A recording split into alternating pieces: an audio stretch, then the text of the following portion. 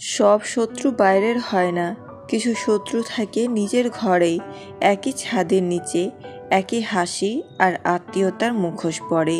এরা চিৎকার করে আঘাত করে না, এরা ধীরে ধীরে ভেতর থেকে ভেঙে দেয়। বাইরের শত্রুকে আপনি চিনে ফেলেন, সাবধান হন, কিন্তু ঘরের শত্রু আপনাকে বোঝায়, আমি তো তোমার আপন। আর ঠিক তখনই আপনার দুর্বলতা, স্বপ্ন, ভরসা সব কিছুই অস্ত্র বানায়। এই শত্রু ঈর্ষা লুকিয়ে রাখে যত্নের নামে, নিয়ন্ত্রণ চাপায় ভালোবাসার অজুহাতে, আর আপনাকে ধ্বংস করে ভালো চাই বলে। সবচেয়ে ভয়ঙ্কর বিষয় কি জানেন? ঘরের শত্রু আপনাকে একদিনে শেষ করে না, প্রতিদিন একটু একটু করে আপনার আত্মবিশ্বাস, শান্তি আর পরিচয় কেড়ে নেয়। আপনি যদি এখনও মনে করেন ও তো আমার নিজের মানুষ, ক্ষতি করবে না, তাহলে মনে রাখুন, সবচেয়ে গভীর ক্ষত আসে সবচেয়ে কাছের হাত থেকে। এই কারণেই শত্রু যদি বাড়ির মানুষ হয়, এই কাজগুলো না করলে ধ্বংস নিশ্চিত। নাম্বার 1, কথা কমান, পর্যবেক্ষণ বাড়ান। এইটাই প্রথম আত্মরক্ষা। যখন শত্রু বাড়ির মানুষই হয়, তখন সবচেয়ে বড় ভুল হলো সব কথা বলা, সব অনুভূতি উজাড় করে দেওয়া। মনে রাখবেন, ঘরের শত্রু আপনাকে আঘাত করার আগেই চিৎকার করে না, সে আগে শোনে, তারপর আপনার বলা প্রতিটি কথা, প্রতিটি দুর্বলতা, প্রতিটি স্বপ্ন আপনার বিরুদ্ধেই ব্যবহার করে। আপনি যাকে নিজের ভেবে বলছেন, আপনার কষ্ট, পরিকল্পনা, ভবিষ্যতের ভাবনা, সে মনে মনে হিসাব করছে কোন জায়গায় আঘাত করলে আপনি সবচেয়ে বেশি ভাঙবেন। এই কারণেই কথা কমানো মানে দুর্বল হওয়া নয়, কথা কমানো মানে বুদ্ধিমান হয়ে ওঠা। চুপ থাকা আপনাকে নিরাপদ রাখে, পর্যবেক্ষণ আপনাকে শক্তিশালী করে। যখন আপনি চুপ করে দেখবেন কে আপনার ভালো সময়ে হাসে আর কে আপনার খারাপ সময়ে খুশি হয়, তখনই আপনি বুঝবেন ঘরের মানুষ কারা আর ঘরের শত্রুই বা কারা। কম কথা সমান কম অস্ত্র শত্রুর হাতে, বেশি পর্যবেক্ষণ সমান বেশি নিয়ন্ত্রণ আপনার হাতে। এই নিয়ম ঠিকভাবে মানতে পারলে আপনি অনেক আগেই অর্ধেক যুদ্ধে জিতে যাবেন। নাম্বার 2, আবেগ নয়, সীমা তৈরি করুন, নইলে ঘরই কারাগার হবে। ঘরের মানুষ বলেই সব সহ্য করতে হবে, এই ভুল বিশ্বাসটাই সবচেয়ে বেশি মানুষকে ধ্বংস করেছে। শত্রু যখন পরিবারের হয়, তখন সে জানে কোন কথায় আপনি ভেঙে পড়েন, কোন আবেগে আপনি দুর্বল হয়ে যান, আর ঠিক সেখানেই সে আঘাত করে। আপনি যদি বারবার অপমান সহ্য করেন, নিজের কষ্ট চেপে রাখেন, ভাবেন ও তো আপন মানুষ, তাহলে ধীরে ধীরে আপনি নিজের কাছেই ছোট হয়ে যাবেন। এখানেই দরকার সীমা। সীমা মানে ঝগড়া নয়, সীমা মানে দূরে সরে যাওয়া নয়, সীমা মানে পরিষ্কার করে জানিয়ে দেওয়া, এই পর্যন্ত ঠিক আছে, এর বেশি নয়। যেখানে আপনার সম্মান নষ্ট হয়, সেখানে আবেগ বন্ধ করুন, কারণ আবেগ দিয়ে শত্রুকে জেতানো যায় না, সীমা দিয়েই তাকে থামাতে হয়। মনে রাখবেন, যে আপনাকে সত্যিই ভালোবাসে সে আপনার সীমাকে সম্মান করবে, আর যে সীমা মানে না সে কোনোদিনই আপনার মঙ্গল চায়নি। সীমা না থাকলে ঘরের শত্রুই সবচেয়ে শক্তিশালী হয়, সীমা তৈরি করলে আপনি নিয়ন্ত্রণে আসবেন।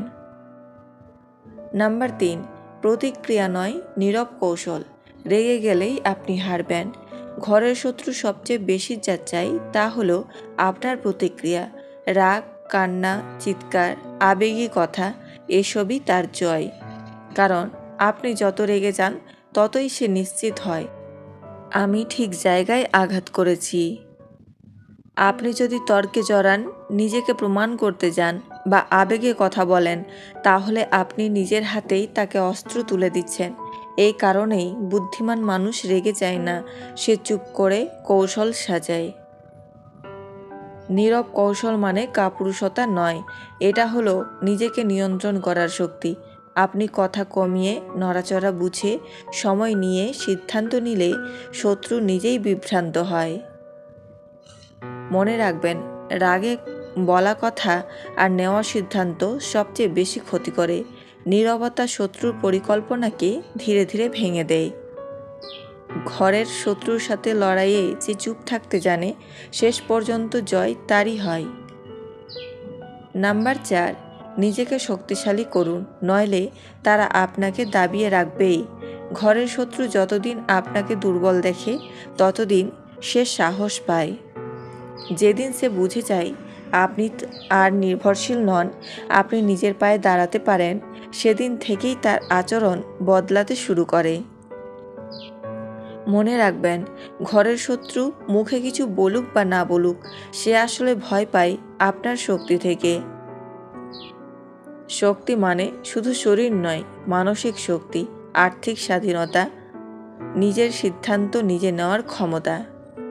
আপনি যতদিন অন্যের টাকায়, সিদ্ধান্তে, অনুমতিতে চলবেন, ততদিন আপনার ওপর কথা বলার অধিকার তারা নেবে, আর আপনি কিছু বললেই শোনাবে, আমরা তো তোমার ভালোই চাই। এই ফাঁদ থেকে বেরোতে হলে নিজেকে এমন জায়গায় নিয়ে যান যেখানে আপনার দরকার পড়বে, কিন্তু আপনি কারো ওপর বোঝা হবেন না। নিজের স্কিল বাড়ান, নিজের পরিচয় তৈরি করুন, নিজের আত্মসম্মান গড়ে তুলুন। কারণ শক্ত মানুষকে কেউ সহজে অপমান করতে পারে না, আর যে শক্ত হয়ে যায় তার বিরুদ্ধে ষড়যন্ত্র করাও কঠিন হয়ে যায়। আপনার শক্তি একদিন আপনার ঢাল হবে। নাম্বার 5, কাউকে প্রমাণ করতে যাবেন না, এটাই তাদের সবচেয়ে বড় ফাঁদ। ঘরের শত্রুর সামনে নিজেকে প্রমাণ করতে যাওয়া মানে নিজের শক্তি ধীরে ধীরে শেষ করে ফেলা। কারণ তারা কখনোই সত্যি বিশ্বাস করতে চায় না, তারা শুধু চায় আপনি ক্লান্ত হয়ে পড়ুন। আপনি যত ভালো করবেন, তারা তত নতুন ভুল খুঁজে বের করবে। আপনি যত ব্যাখ্যা দেবেন, তারা তত সন্দেহ তৈরি করবে। এরা এমনভাবে প্রশ্ন করবে যাতে আপনি নিজেকেই প্রশ্ন করতে শুরু করেন, আমি কি সত্যিই ভুল করছি? আমি কি যথেষ্ট ভালো নয়? এটাই তাদের খেলা। মনে রাখবেন, যে মানুষ আপনাকে সত্যিই সম্মান করে, তার কাছে আপনাকে প্রমাণ দিতে হয় না, আর যে আপনাকে ছোট করতে চায়, তার কাছে হাজারবার প্রমাণ দিয়েও লাভ নেই। তাই থামুন, ব্যাখ্যা বন্ধ করুন, নিজেকে প্রমাণ করার দৌড় থেকে বেরিয়ে আসুন। আপনার শান্তিই আপনার উত্তর, আপনার অগ্রগতি আপনার প্রমাণ। ঘরের শত্রু তখনই হারে যখন সে বুঝে যায় আপনি আর তার খেলায় নামছেন না। সব যুদ্ধ জেতা যায় না লড়াই করে, কিছু যুদ্ধ জেতা যায় চুপ থেকে, বুঝে, নিজেকে শক্ত করে। ঘরের শত্রু সবচেয়ে বিপজ্জনক, কারণ সে কাছেই থাকে, কিন্তু আপনি যদি সচেতন হন, তাহলে সে আর আপনাকে ভাঙতে পারছে না। নিজেকে বাঁচান, নিজের শান্তিকে বেছে নিন।